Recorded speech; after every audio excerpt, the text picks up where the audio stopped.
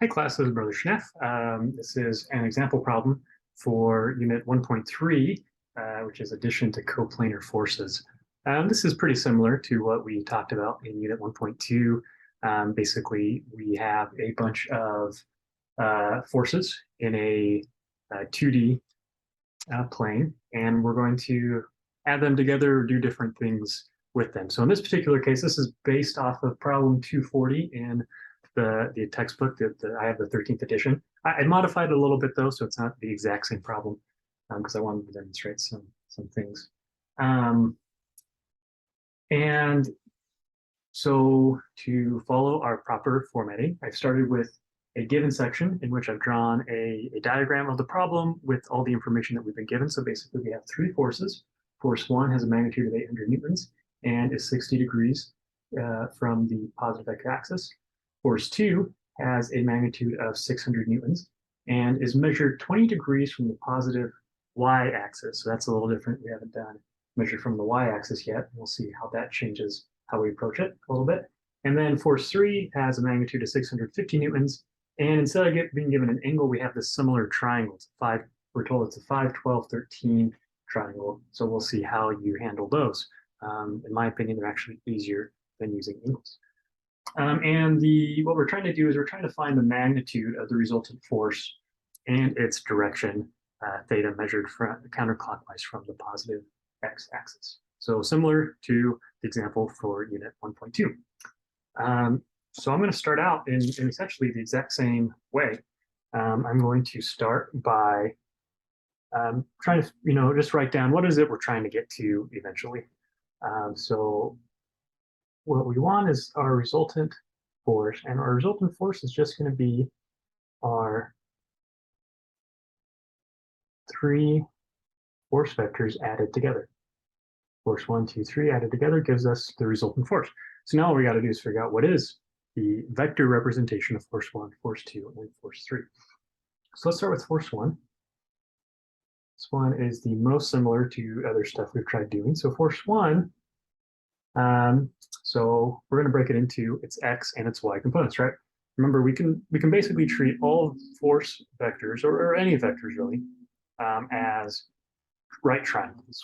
So we're going to think of the vector itself as the hypotenuse of the right triangle, and the x and y components as the two sides of that right triangle, right? So basically, we'd end up with a right triangle that looks something like this, right? So force 1, the x component is going to be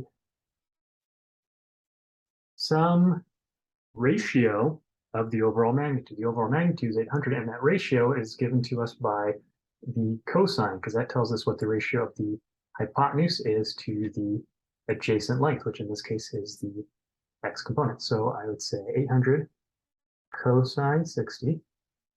That gives me my x component, which I represent with this little I hat. And then the y component, similarly, is going to be 800 sine 60. That sine 60 is going to give me that relationship between the hypotenuse, or my total vector length, and its y component. And we'll call that j hat. And I'm going to mark that as equation 2. Force 2 is up here, so it has a magnitude of 600. And actually, let's look at it first. So it's going in the negative x direction, right? Positive x direction. So the right, this one's pointing to the left. If we were to show what its little right triangle looks like. So I'm going to say minus 600, just so we can keep track that it's going in the negative direction. 600, and then in this case, we've been used to seeing cosine on the x direction, but really all that cosine is just the adjacent length. So since this is how the angle is measured off of the y,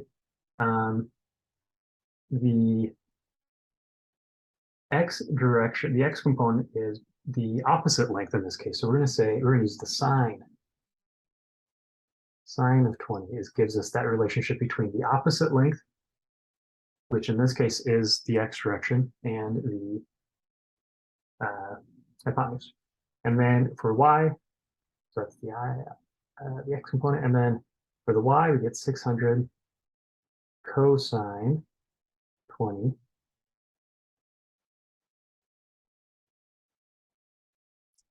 Right, so we don't always use cosine for x. We don't always use sine for y.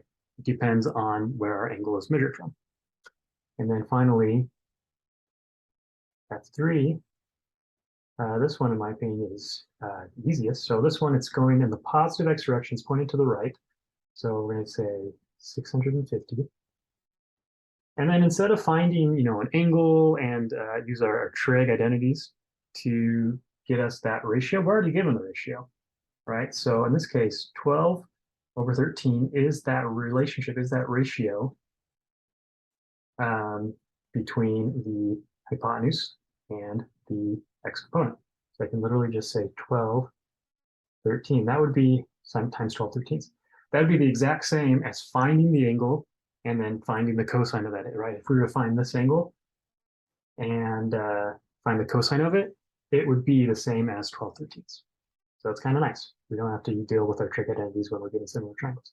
And then, so 650 times 12 13ths for the x direction. And then the y, it's pointing downwards, so it's going to be a minus 650 times 5/13. And I apologize for my bad handwriting. Whiteboards, writing on whiteboards as a left-handed person is difficult sometimes. All right, so I have my equations. I'm going to plug these into my original equation. So I'm just going to say sub 2, 3, and 4 into equation 1, just so I can keep track of what's going where and how I end up with this equation. So I'll end up with a resultant force. And remember, we add up the x's separately and the y's separately. So what I end up with is something that looks like this. 800 cosine 60 minus 600 sine 20 plus 650 12/13. That is the x component. And then plus, I'm going to a new line because I'm running out of space. 800 sine 60 plus 600 cosine 20 minus 650 5/13. And that is my y component. And I again apologize for the bad handwriting, but you see I just took the x component of each of my 3 vectors, added them together, and the y component of each of my 3 vectors and add them together. And when I evaluate that, I end up with a resultant force vector that looks like this. It's 794.79 I plus 1006.64 J, and that's units in newtons. That's not my answer though. It didn't want me to give the vector, it wants me to give the magnitude and the direction. So just like we did with unit 1.2, to find the magnitude, we're going to, right, because this is essentially just a right triangle, right? It looks kind of like this. So we have the legs of the right triangle, right? Because we have the x and the y. So we just take the square root of the sum of those squares and we get the magnitude. So our magnitude, which I denote by not including the arrow over it, it's going to be the square root of those numbers. So 794.79 squared plus 1006.64 squared. I add those together and I wind up with 1,282.6 newtons. And that is a final answer. So I'm going to mark that with a big old arrow and make sure that I have units on it. And then I just need to find the direction. I'm going to jump up here and cheat a little bit because I ran out of space at the bottom. So just like we did in unit 1.2, we're going to use one of our trig identities. In this case, I'm just going to use the inverse tangent to find that. So I know that my angle is going to equal the inverse tangent of the opposite length over the adjacent length, or in other words, my y component over my x component. So that is 1006.64 divided by 794.79, and I end up with a theta of 51.7 degrees. And that is my final answer. So we can do that with any number of forces. We can add them together. Sometimes you may find that you're given the resultant force and one of the other forces, but you aren't given, say we were given the resultant force, but not F2 or something like that, right? You would still just using basic algebra and what you have, you take this equation, plug in what you do have, and you can solve for whatever your unknown is, whether that's the resultant, whether that's one of the other components of the resultant. You can do it.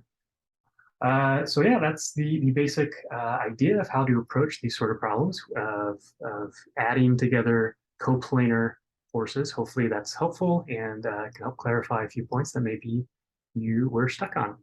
All right, good luck.